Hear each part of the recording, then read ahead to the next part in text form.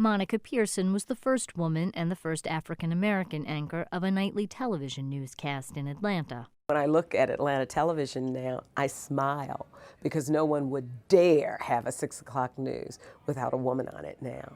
But in 1975, there were no women on the 6 o'clock news in Atlanta, no minorities on the 6 o'clock news in Atlanta anchoring. And that seems like yesterday, but I guess it really isn't. 38 years ago. WSB News Director Don Elliott Heald hired Monica to co-anchor with John Pruitt. John Pruitt was a jewel and still is. He's one of my dearest friends. He always supported me and always protected me. There was a lot I didn't hear because John cut it off at the path. And it was the same way with Don Elliott Heald. You know, everybody thought he was crazy to put me on the air. She established herself as an anchor who could provide insights to a story in her own way. I think what Monica really brings to the table more than anything else is transparency.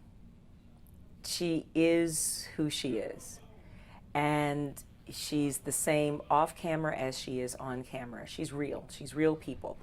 And I think the viewer appreciates that. They see in her pieces of themselves.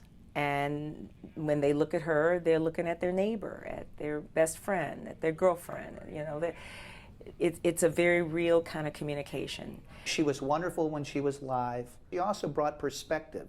So if there is a story that at the surface looked fairly innocent, but she could put behind it backstories that if this story went a different way, that it could be very, very interesting, impactful.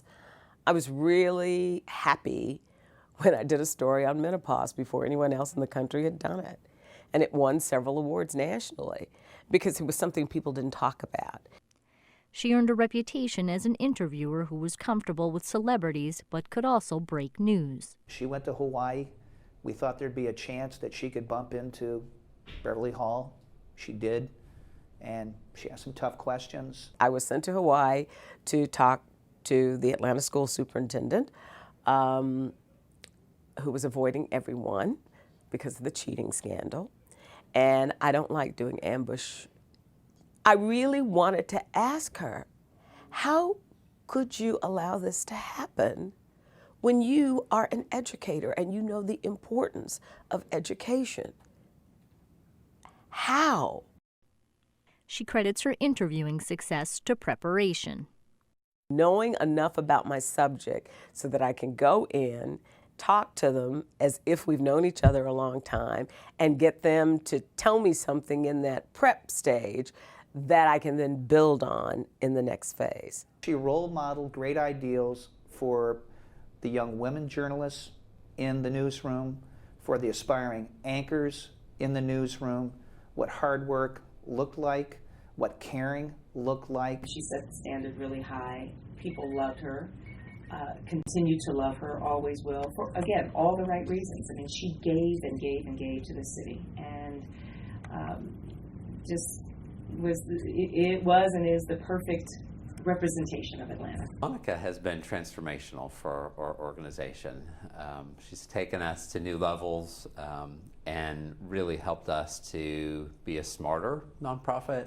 She has taken it upon herself to really help us think more strategically just about our name and about our image in the community. I think she'd done the same thing at Families First. I love old people as much as I love first graders. Any story that deals with the elderly bothers me.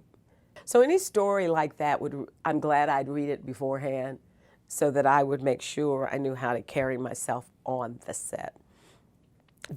I guess that was the biggest problem with me as an anchor and a reporter, is that you pretty much could tell if a story bothered me, and I really had to learn to be professional and not let my emotion show. Longevity is really powerful. And I'm just glad this wonderful and gifted lady from Louisville picked journalism, picked Atlanta, and picked WSB. Because she could have done a lot of other things with her life and been successful, but she left a mark in journalism in this community. Monica Pearson, Atlanta Press Club, Hall of Fame.